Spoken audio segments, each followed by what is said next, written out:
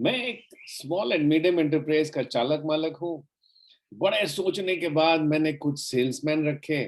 अब हर महीने सेल्समैन महीने के एंड तक रुकता हूँ कि सेल्समैन से पूछता हूँ कि भैया कुछ धंधा किए कि नहीं। और हर महीने के एंड में हमारे सेल्समैन कोई ना कोई नया तरकीब नया बहाना बता के निकल लेते हैं।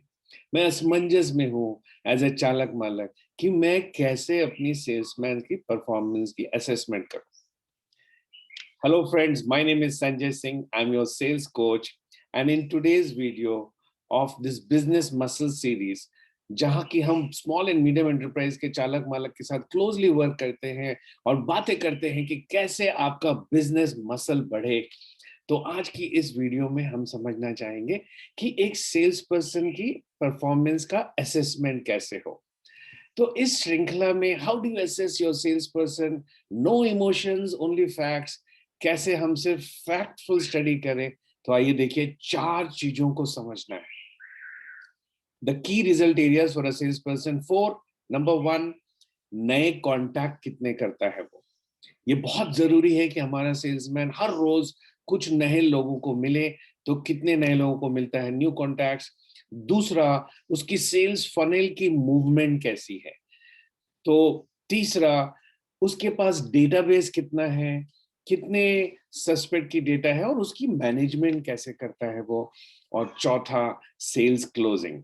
तो आइए एक एक करके इन चारों पायदान को समझते हैं कि विदाउट एनी इमोशन इन चारों पायदान को कैसे स्टडी किया जाए। सबसे पहला पायदान है न्यू कॉन्टैक्ट्स। सबसे पहले तो ये समझना जरूरी है कि क्या आपका salesman does he have total clarity on whom to contact.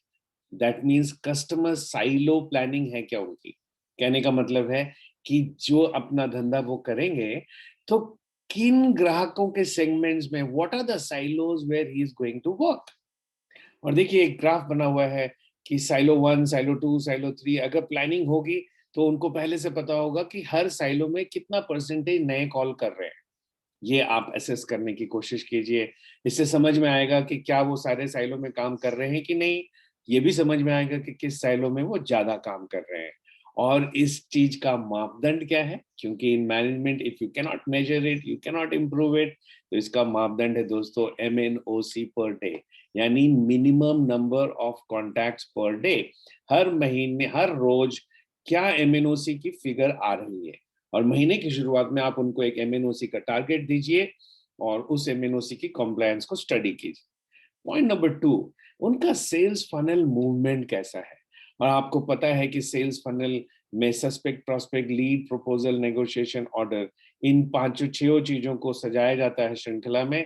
आप में से जो लोग ने मेरी वीडियो इस टॉपिक पे नहीं देखी है, मैं नीचे लिंक डाल रहा हूं, अवश्य देखिएगा। तो सेल्स फनल मूवमेंट कैसा है, यानी आपके सेल्स पर्सन का जो लीड फनल रेशियो कितना है। लीड फनल में marketing qualified lead, sales qualified lead और बैंक लीड आते हैं। इसकी भी लिंक मैं नीचे डाल दे रहा हूं। अगर आपको MQL SQL बैंड के बारे में नहीं पता, आप मेरा और एक वीडियो देखिए इस टॉपिक पे। तो कुल मिला के लीड फनल रेशियो क्या है, लीड स्कोर क्या है, इसके ऊपर भी एक वीडियो बनाया मैंने, इसे की लिंक डाल देता हूं। और सेल्स फनल रेशियोज क्या है। जब आप इन तीनों चीजों को मैथमेटिकली स्टडी करेंगे तो आप उन सेल्समैन की सेल्स फनल मूवमेंट को स्टडी कर पाएंगे। तीसरा चीज, डेटाबेस मैनेजमेंट, यानी कि आपके सेल्समैन के पास कितनी सस्पेक्ट डेटा है और उस सस्पेक्ट डेटा को क्या उन्होंने आपके CRM सॉफ्टवेयर पे अपडेट किया है। क्या नियमित रूप से हर रोज की डेली सेल्स रिपोर्ट आपकी CRM सॉफ्टवेयर पे अपडेट होती है। आप में से कुछ लोग सोच रहे हैं मेरे पास तो CRM सॉफ्टवेयर ही नहीं है। नो प्रॉब्लम, चिंता मत कीजिए। पहले तो ये जान लीजिए कि मुफ्त में आजकल CRM सॉफ्टवेयर मिल रहा है।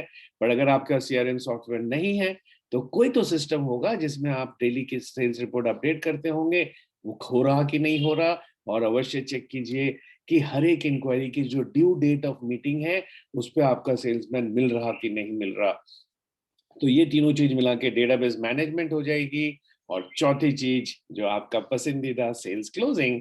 अब सेल्स क्लोजिंग में आपको देखना क्या है, आपको नेगोशिएशन टू क्लोजिंग रेशियो देखनी है। और ये कभी भी 3:1 से ज्यादा नहीं होना चाहिए।